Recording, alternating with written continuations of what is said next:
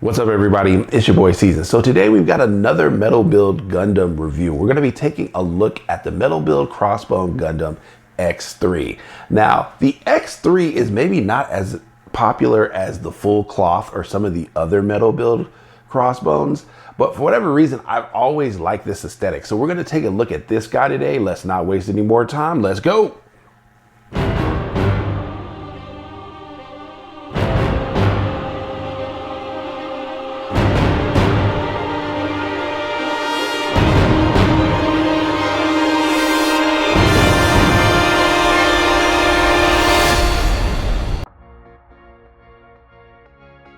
So let's see what we've got inside for. So we've got the manual, of course. So we've got that. Let's put that over there.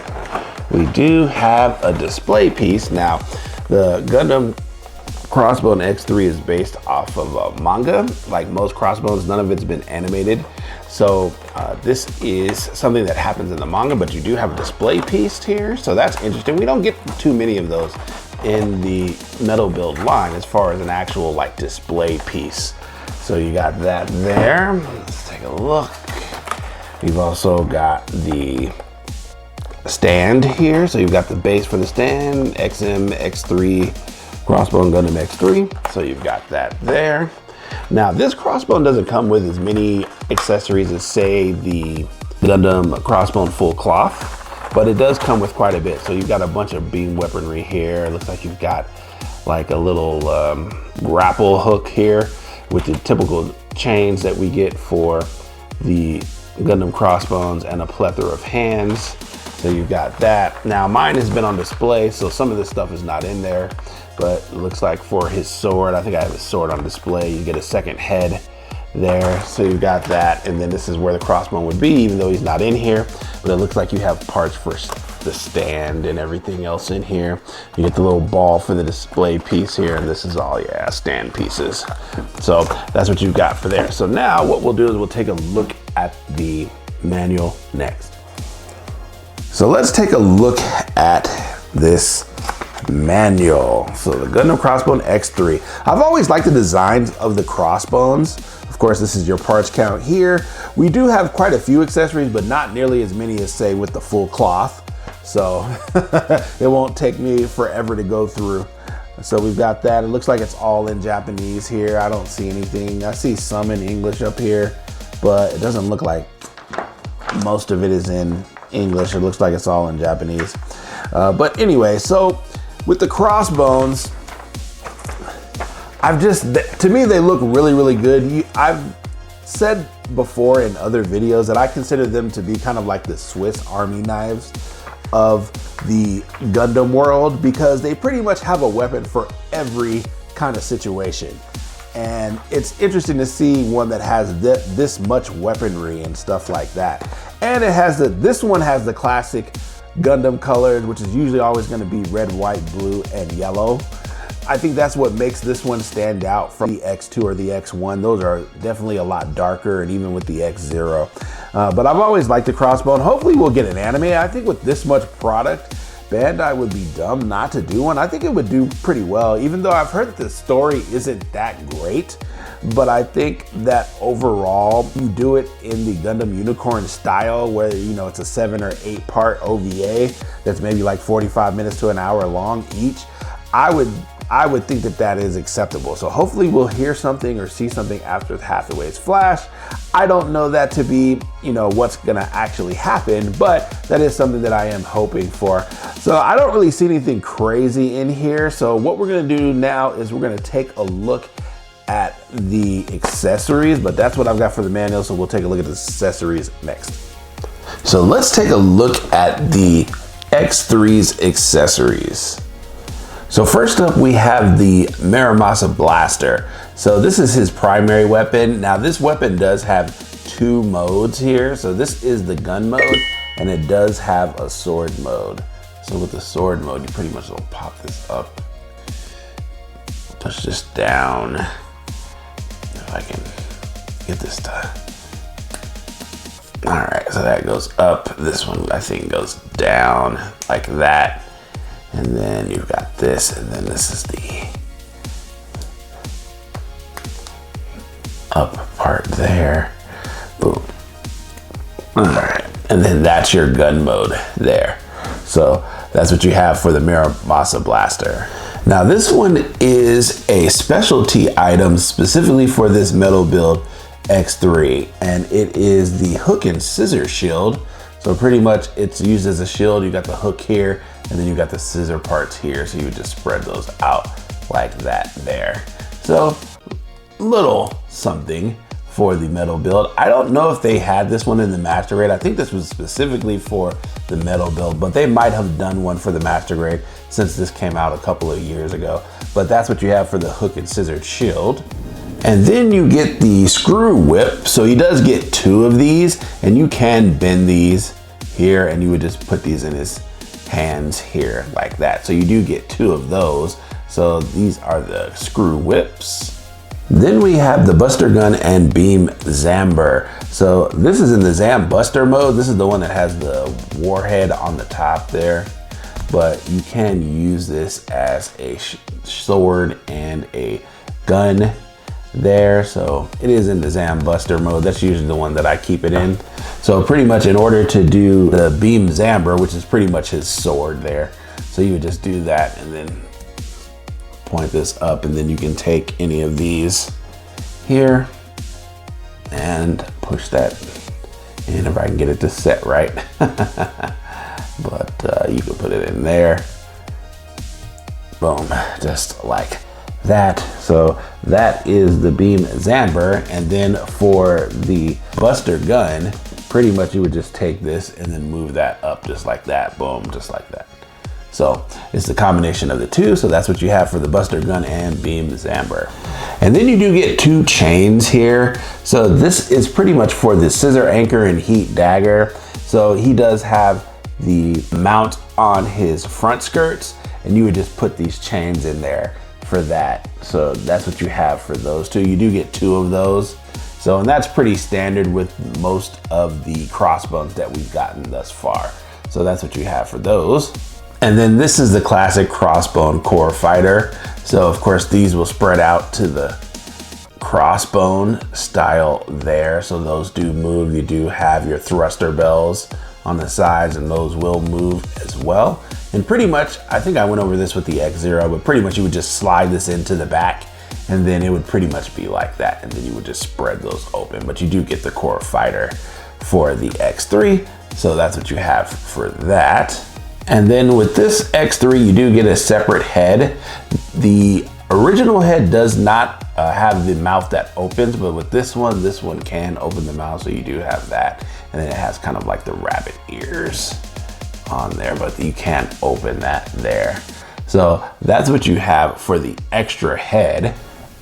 And then these are all of his beam accessories. So pretty much these are like for the Muramasa Blaster. So like these 4. So we've seen that before with the other crossbones. You do get 2 of your regular beam sabers here, and then this is for your other ones as well. I only saw 1 knife in the box, so I don't know if I have 2 and I lost 1 or what, but but I only found 1. But that's what you have for all of those. These are your diorama pieces for the X3. So there's not that many pieces. There's only about 3 or 4 different pieces. So it's pretty self-explanatory here, but of course you got your little ball there. You got that, and that actually goes in here like this, and then we'll just go ahead and put this together. Since it's not that many pieces, I don't think it's going to be too difficult. And to be honest, I don't know if I've actually ever tried to put this together before, so I have it. So there you go, you got that part, and then this part goes up on here. So we'll take that, and then that's supposed to go in here like this. And then you just take this arm piece, and then that arm piece goes in here like that. Boom. And so in essence, that's what you have for your diorama piece. So it's not very heavy, and you can kind of substitute this, so you can have it to where the X3 is standing on this pretty much. So that's your diorama piece. We don't get too many dioramas or diorama pieces in the metal build line. We don't get too many of those at all, but that's pretty much how you put that together. So that's what you have for your diorama piece for the X-3. So let's take a look at this X-3. So he has really nice detail work in here. I have always liked the crossbones. They just look really, really nice. And the amount of color separation in here, we've got with the die cast here, you got two different forms of blue here. You got like a baby blue and then like a slightly darker baby blue with the red parts here. And it does look like if you wanted to put one of the full cloths on there, you could do that. So it does look really, really good. This one does not have the extension like the strikes do. For some reason, I thought that they did, but they really don't. So you got that. And then of course you've got the handles for the daggers here on the back. I can't believe I might have lost one of those. I think I had an extra one somewhere, but yeah, so he looks really, really good. You got a lot of good decal work in here with the red in here. And then you got red on the shoulders here. This of course is where the core fighter would go in. So you've got that there. So he looks really, really nice. So what we're gonna do now is we're gonna take a look at his articulation. So let's get to that next. So let's take a look at the Crossbone Gundam X-3's articulation. So first for the head, you can look up, way up. You can look down. Not really any side to side movement all that much. And can you get 360? It doesn't look like it. What it looks like is for the back of the collar there, it's hitting this side here, back in here. So unfortunately, it doesn't look like it's gonna be able to spin 360. I'm trying to see if I can get that to do that, but it doesn't. Oh, well, there we go. You just gotta lift it up a little bit. So I can get at least 90. There we go. 180, 270, 360. So it looks like you can do it. You're just gonna have to finagle with it here. Next to the abs, I just took off its V-fin. So you can do it, but you're gonna have to finagle it a little bit, but you're gonna have to move the head up slightly in order to get that to work, because the neck part, it just won't do it, especially if you try to keep it down. So that's what you've got for the head. For the shoulder, you can lift this up, but it doesn't look like it wants to go up very far. There we go, it's just stiff. So you can lift it up about that high. You could get maybe slightly a little bit higher than that, but I think it just has to do with, mine is pretty stiff in there. So you can get that to work. And then will it do 360? Yes, it will. You also have this movement here in the front for more articulation. So you can kind of bring the shoulders in if you like. So you do have that. For the bicep, you can get that to spin. Let's see if I can lift this up here. You can get that to spin 360. Well, that's about what? That's about one. Yeah, there we go. We got it, just barely. But I did have to move this piece out of the way.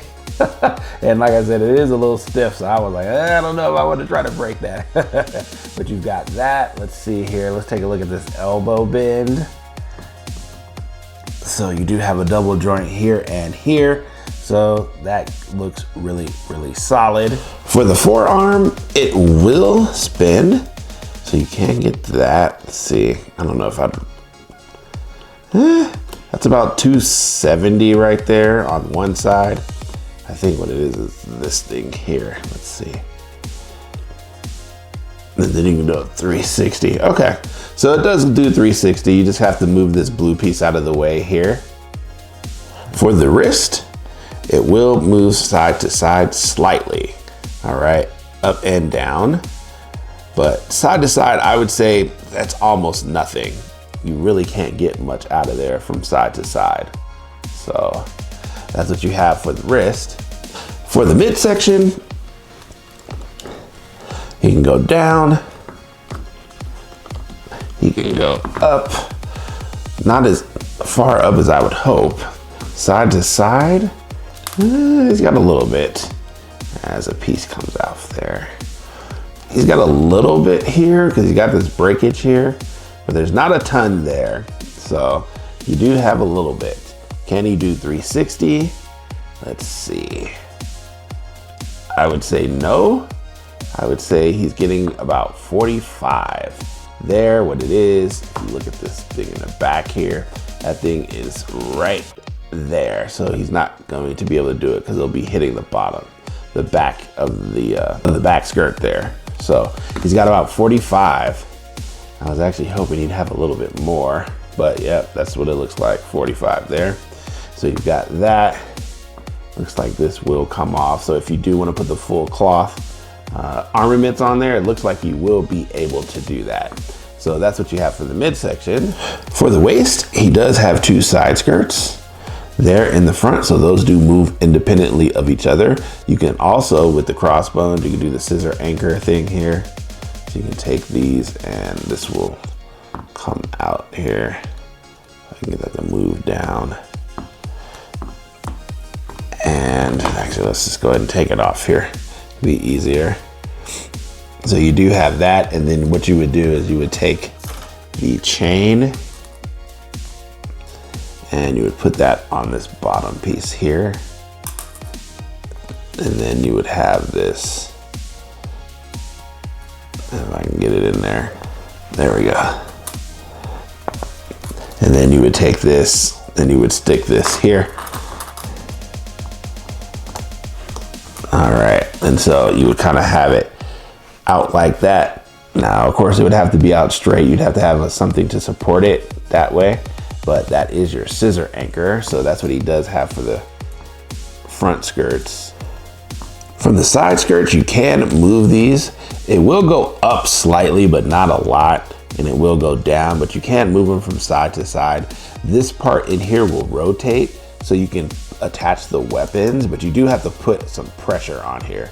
And then you kind of got to go counterclockwise, at least on the right side. If I can move my finger in there. And then that hole becomes available so you can put the guns on the sides. So that's what you have for the side skirt.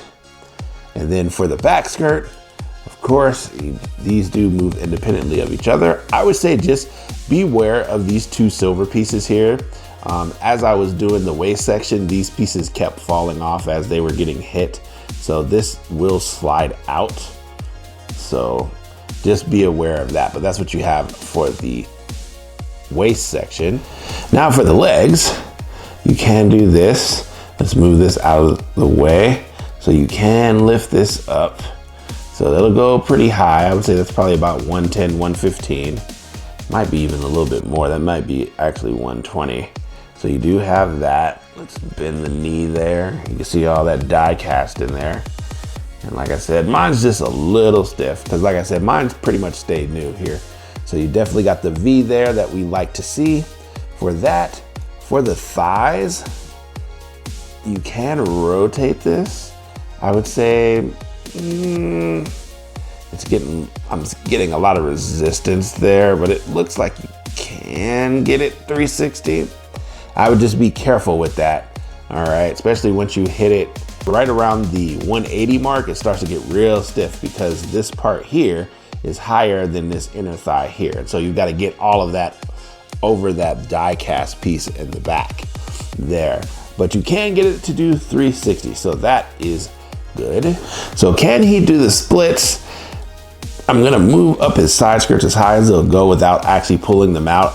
If you pull them out, I'm pretty sure it will be able to do the splits, but with that kind of standing there, so that's what you have there. So that's not too bad for the splits. He actually did it a lot better than I thought he would. So just so you can see that. So that's pretty doggone close. I think if you do remove the two side skirts, he definitely can do the splits there. And then for the feet, it will go up, it will go down. All right, you do have side to side.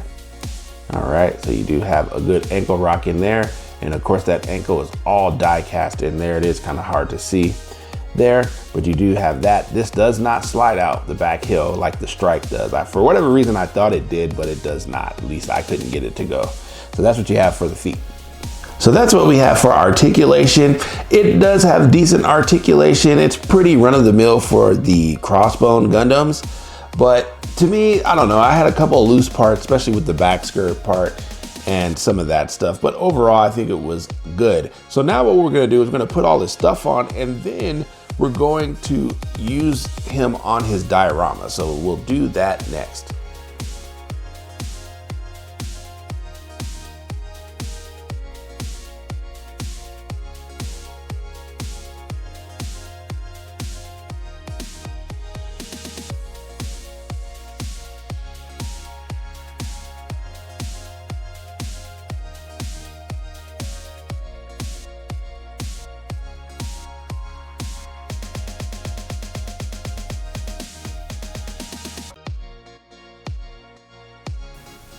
So here we have the X-3 with the diorama piece on. Now it is a little cumbersome to kind of get him to fit on here correctly. This piece here, because you only got 2 holes at the bottom that you can put him in. But overall, I think it's okay. And then also it's supposed to simulate him like stepping on this. And you could kind of angle the feet if you want to be able to do that, but he's kind of faking it.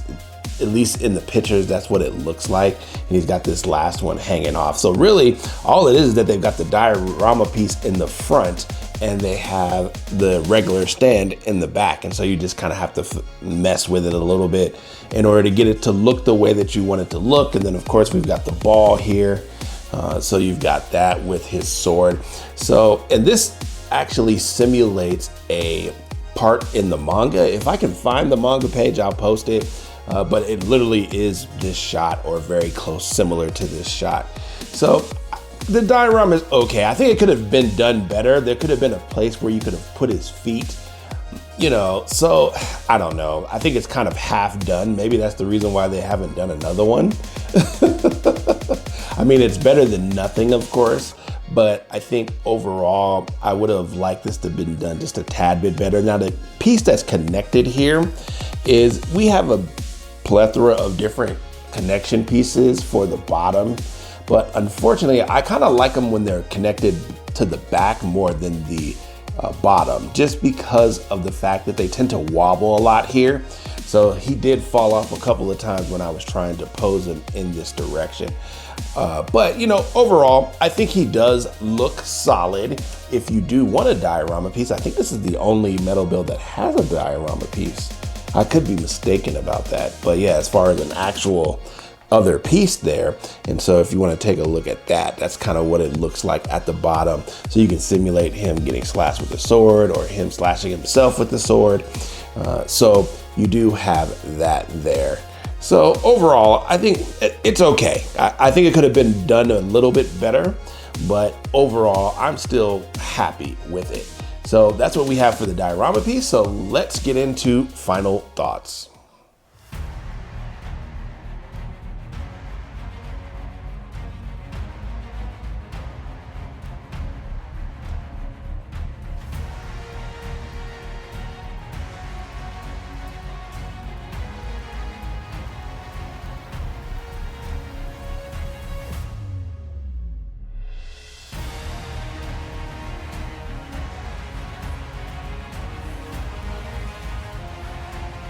So last thoughts on this guy, you know, I'm gonna try my hardest to take my bias out of this one.